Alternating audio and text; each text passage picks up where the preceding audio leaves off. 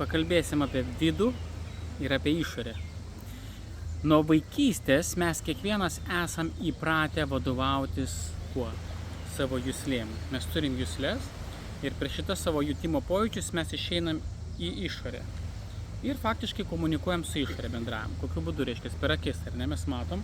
Ir iš karto mes esam jau mūsų sąmonė, mūsų mintis, viskas yra išorė. Okay? Dabar per ausis mes girdim. Vėlgi, ką mes girdim išorė. Išorėje esančius garsus. Va, ir tokiu būdu mes, paukščiai čiulba, ar ne, mes iš karto čia koncentracija mūsų čia. Arba kažką, kalba žmonės ir aplamai, aplink vyksta garsai. Tai toliau yra skonio receptoriai. Skonis. Mes tada įmame burną, metam kažką tokio skanaus, ar ne, vaikas, ar ne, iš karto įma, deda į burną kažkokius vaisius, arba šiaip maistą, ar ne, laižo, bando kramtyti kažkokius tai žaislus būna, ar ne. Tai tokiu būdu jisai vėlgi per išorę, reiškia per išorinį kažkokį tai objektą, jisai tai ragaudam tą maistą, mes išeinam į išorę. Toliau prisilitėjimas, ar ne, yra oda, liečiasi pirmo, gera, malonu, ar ne, kažkas liečiasi. Tai yra juslės, mes per tas juslės išeinam į savo, būtent į išorę.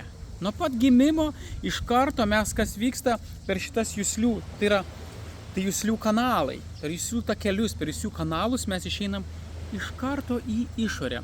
Kas dar vienas, ar žinot? Uoslė. Užuodžiam kažką skanaus, ar ne, iš virtuvės jau, kas nors kepa, ar ne, mama, ką nors gamina, ar ten užuodžiam, iš karto traukia, mes susinorim kažko. Tai yra vėlgi išorė. Tai yra 5 juslės, kurios mus ištraukia iš karto į išorę. Ir mūsų patirtis nuo pat vaikystės iki dabar, jeigu mes taip giliai panalizuosim, tai yra labai išoriška. Ir labai retas žmogus, kuris gali išgyventi kito pasaulio, vidinio pasaulio, savo vidinį pasaulį. Dėl to, kad nuo pat vaikystės mes jau esam įdiegti šito išoriškumo, išorinio pasaulio. Ir netgi dvasinių dalykų ieškotojai, dvasinių, kas ieško dvasinio gyvenimo, dvasinio tobulumo, daugelį atvejų taip pat tai vyksta per išorę. Vėlgi tai nevyksta viduje, bet tikras dvasinis gyvenimas, tikras patyrimas, visai kita patirtis, jinai galima mūsų širdie, mūsų viduje. Tai reiškia, bet kad mes patirtumėm viduje, pamatytumėm savo vidinį kitą pasaulį, galų gale save, kas mes iš tikrųjų esam, kaip savo sielą, savo vidinį, mums reikia atsisakyti šito išorinio. Pagal jogą tai vadinasi pratyahara. Tai reiškia savo juslės atjungti savo juslės. Atjungiam savo juslės nuo išorinio pasaulio ir tik tokiu būdu mes galėsim patirti vidinį. Dėl to daugelis žmonių šiame pasaulyje, jų patirtis yra tik tais per išorę ir tik tais per išorę. Ir mes kai kalbam, ar ne, su daugeliu žmonių, galima kartais jos vadina, materialistai, ar ne. Bet netgi ir dvasinių, kas ieško dvasinio tobulėjimo, užsiema įvairiausiam dvasiniam praktikų, mes giliai pasigilinsim, jų praktika taip pat yra daugeliu atveju per išorę. Ir jie net nedaina iki to lygmens, kad reikia uždaryti juslių kanalus. Pavyzdžiui, mes kartais galim pamatyti įvairiausius žmogus, pavyzdžiui, koks nors ten ezoterikas, dvasinių ten dalykų ieškotojas, bet jeigu mes pažiūrim, labai gražiai papuošta salė, paduškėlės, smilkaliukai, viskas taip, akmenukai, taip išdėliota, reiškia, estetiškai labai gražu išoriškai. Ką tai reiškia, žmogus ateina, wow, kaip fainai. Galbūt tai kažkas labai kitokio, ar ne, negu įprastai mes matom gyvenime, ar ne, tai yra kažkas labai estetiškai gražaus, patraukiančio dėmesio, akmenai visokie sudėlioti. Bet vėlgi tai yra išorė, suprantat, vėlgi tai yra išorė. Jeigu jūs nueisit pas tikrą jogą, pavyzdžiui, kokią Indijai, aš keliauju labai daug, jeigu jūs ateisit pas kokią tikrą jogą, tai jūs pamatysit labai tokį pas mokytoją, tokį tikrą jogą, jūs įeisit į jo olą, ar ne, į kažkokį kambariuką olą, kur nieko nėra, plikos sienos, atrodo, net sėdėm betono kažkokį ant akmens, ar ne, nieko nėra, viskas taip paprasta, ar ne, ir jisai sėdi ten medituoja. Kažkodėl tai ta aplinka nėra kažkokia tai estetiška, nėra kažkaip gražu, nieko ten atrodo, tai viskas netgi taip išoriškai niūru, o jis ten sėdi ir medituoja. Tai reiškia, kad jisai, ta aplinka, reiškia, jį neištraukia į išorę, atvirkščiai, jisai atsiriboja nuo savo juslių, nuo juslių objektų, nuo kažkokio tai grožio, nuo estetinio vaizdo išoriško. Tai yra labai tokia rūsti atrodo aplinka. Ar ne, kai aš atsimenu, mes buvom su grupė, tai reiškia, aš organizuoju keliones po Indiją. Tai vat ir viena iš mano kelionių tai yra Himalajų turas, tai tarkim Gangotri ateini, yra Gangotris ir yra tokia pandų uola, tokias akmuo didžiulis. Ir po to akmenį viduje į tą akmenį įlendi ir ten tokia uola. Viskas taip tamsu atrodo, niroka. Ir toksai reiškia jogas, jis išlenda su tokia barzda. Jisai visas toks eina, ten vandenį neša, tam išplauna savo rūbus tam tikrus ir jisai sėdi ten medituoja. Tai reiškia tokia aplinka ir tokia tamsoka, tokia rūsti ir net tam viduje ir būna lauželis toks dega, nedūmai. Ir taip viskas tamsu ar ne. Ir jisai ten sėdi medituoja.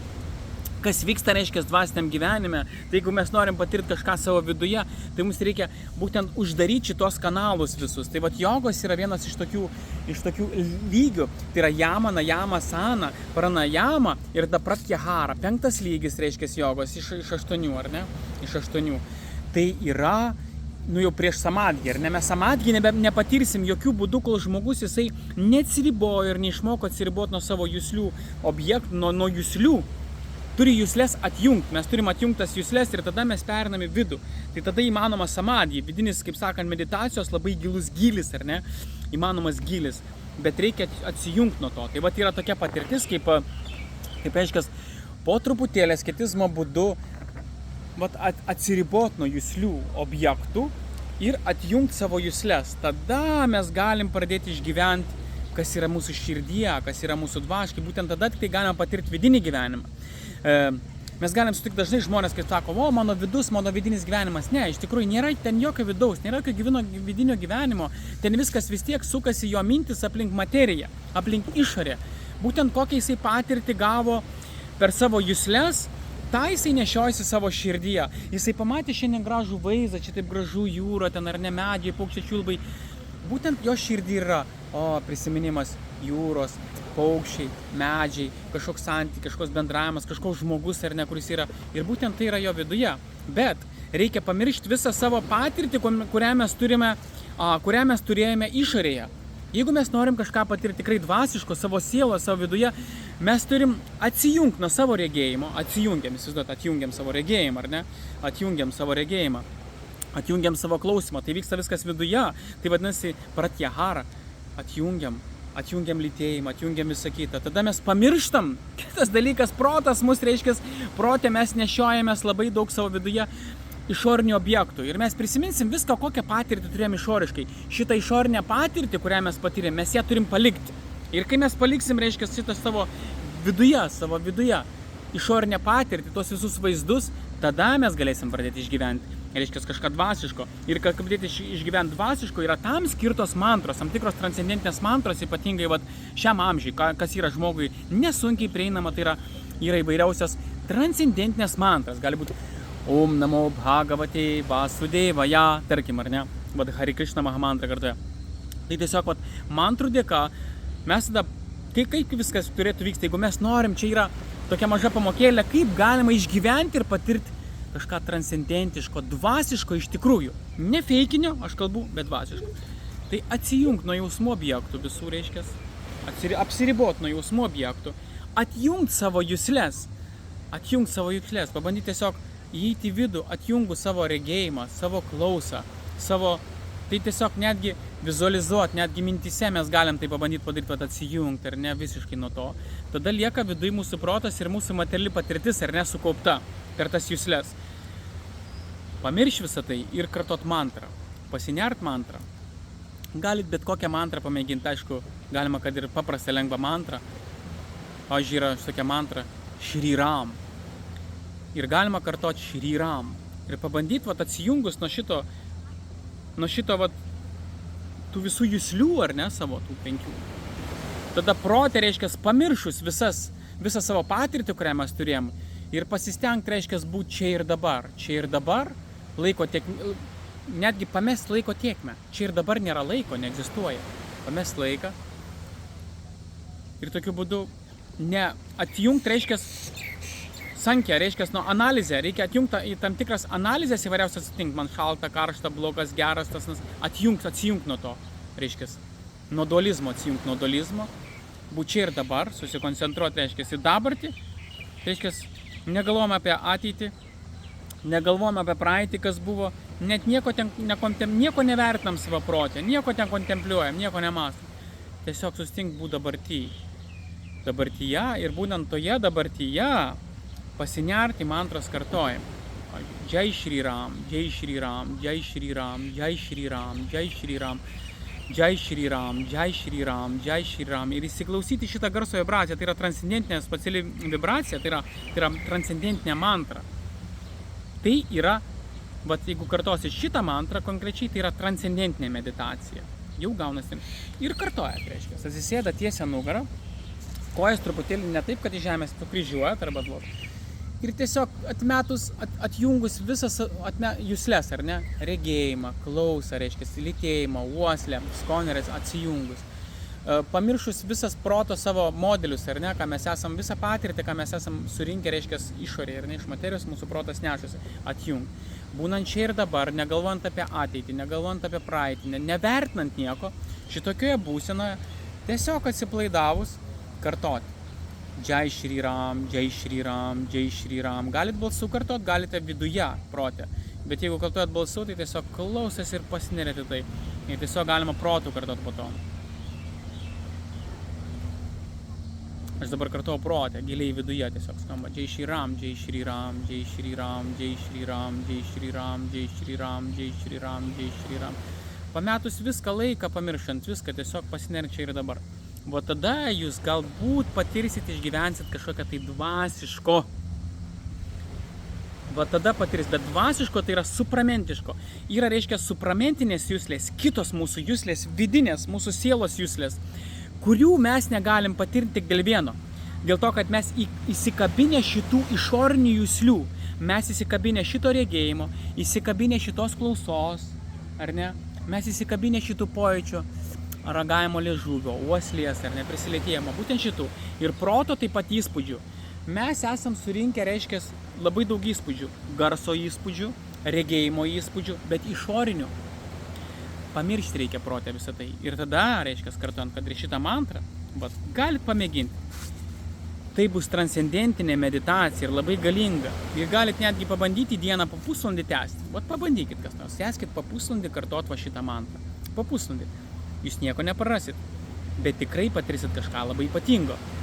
Ir galite tai bandyti daugiau laiko, pavyzdžiui, pusvalandį ar valandą į dieną ir tęskite tai savaitę arba mėnesį.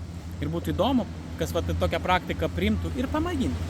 Galbūt kas nors iš jūsų galvoja, čia kažkokia nesąmonė. Gerai, jūs pabandykit ir patikrit kažką naujo. Jūs patirkit ir tada mes pasikalbėsim apie tai. Kas nors bando, pavyzdžiui, įvairiausias dvasinės praktikas atlikti, jūs pabandykit šitą praktiką ir pasižiūrėkit, ar ne koks yra rezultatas. Galima kartoti, aišku, kas yra nepriešiškas, kas yra, reiškia, familiarus. Galite kartoti Hare Krishna Maha mantrą. Tai yra dar galingesnė mantra. Tai yra būtent skirta Kalijugai šitam amžiui. Šita mantra buvo skirta ir palaiminta. Tai yra labai ypatinga mantra. Pamirštant savo patirtį. Galbūt jūs matėt kažkur tai gatvę, galbūt kažkas jūs įžeidė, galbūt yra tokių žmonių, kurie galvoja, čia kažkas kartojo gatvėj, dainavo, čia kažkokie tai Krishnui ir kas nors.